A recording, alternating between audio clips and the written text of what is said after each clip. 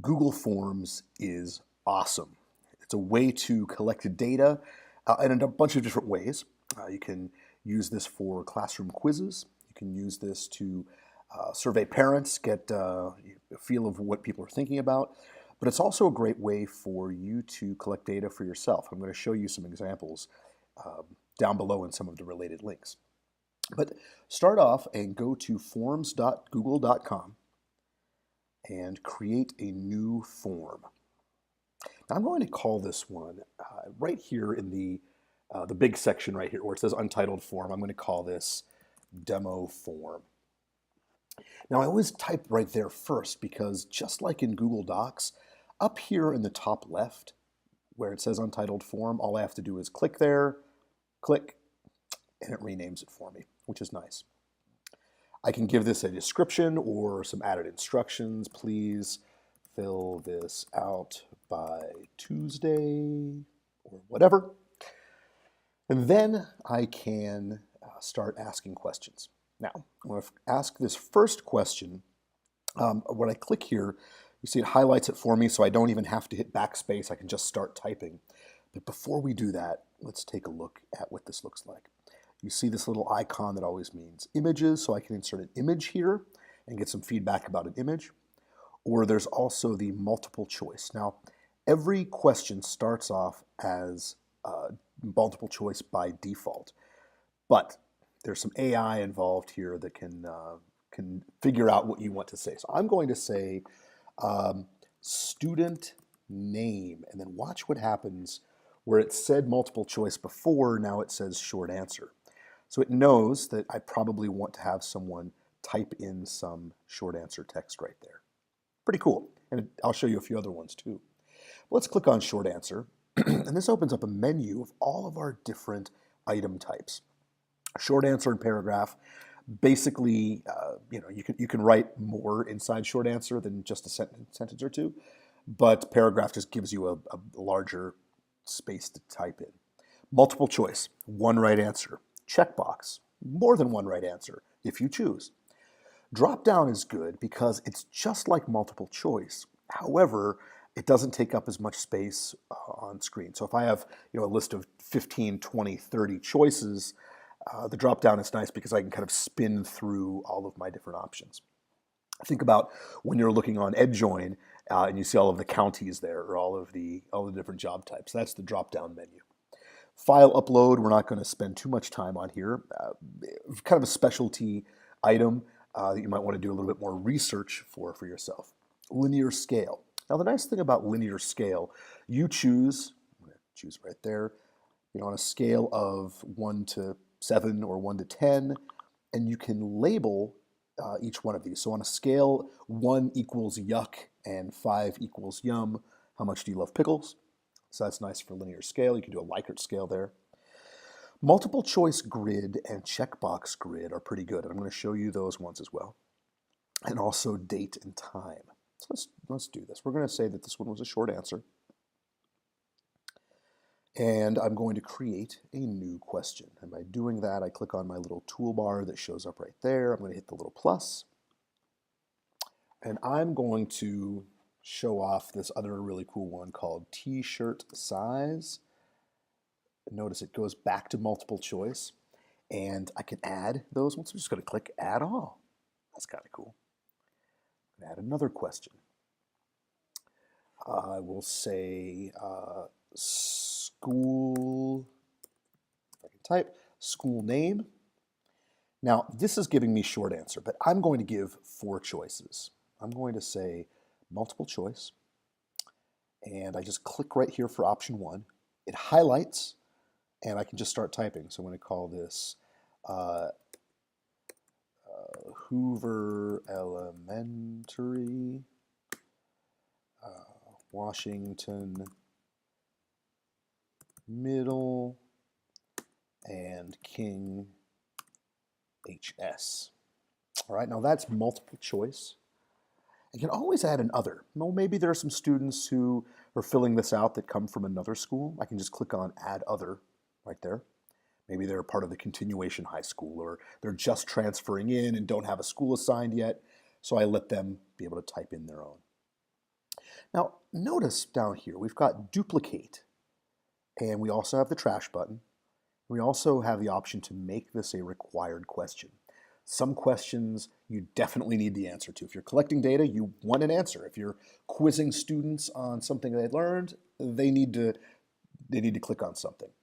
However, if you're making a form for yourself and you just want to enter a little bit of data, don't require anything from yourself.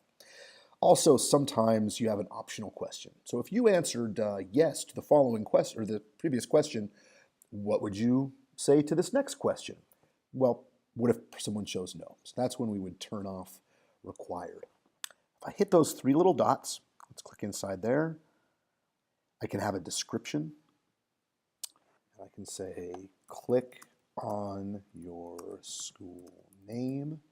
So I can have extra description for a question, maybe if you need a little bit of clarification.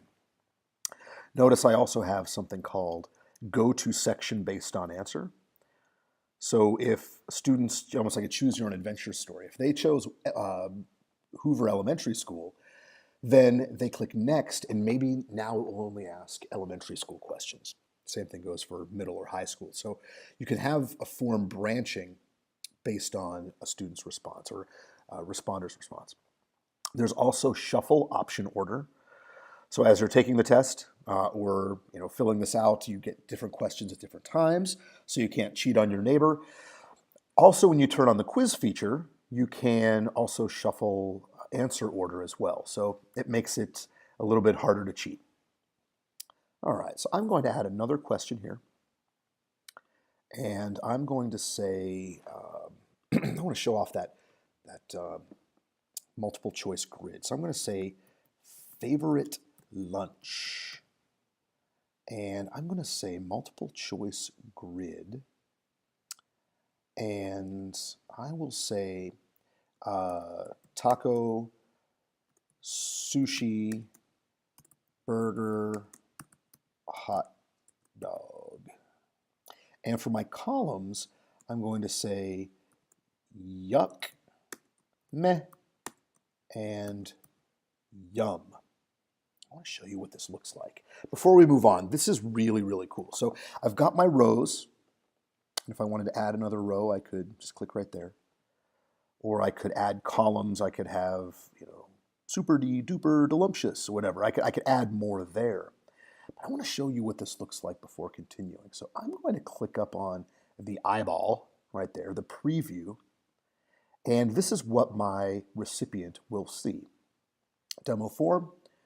Please fill this out, form out by Tuesday. Type your name. What is your t-shirt size? School name.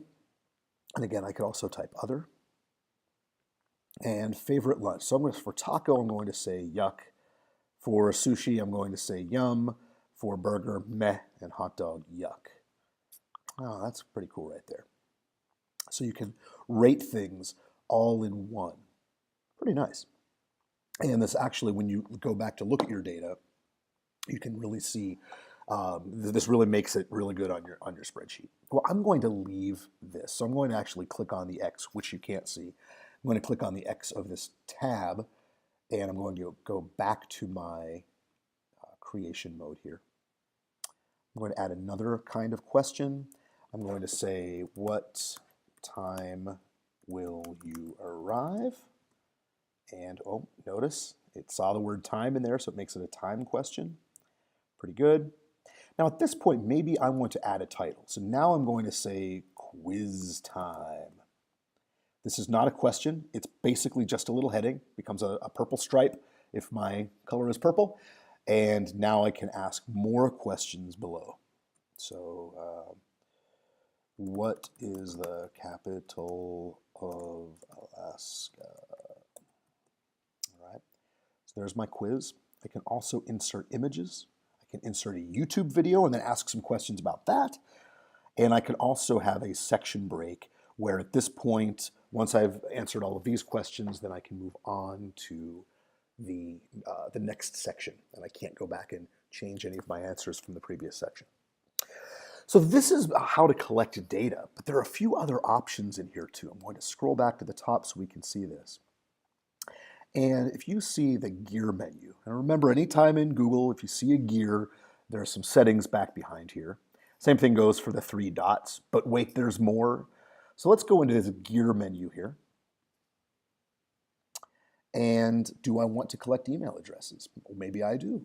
If I want it to be anonymous, I'll usually let the people know this is totally anonymous. We're not collecting email addresses. But if it's a quiz, you want to know, which students were answering the questions. You can restrict to your own school district domain. If you do this and you're sending it out to parents, they won't be able to answer. So always make sure to uncheck this if it's going outside of a school domain. Limit to 1 response, edit after submit.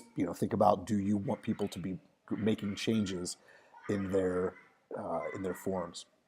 Presentation. This is not doesn't mean like a PowerPoint presentation. It just means what it looks like.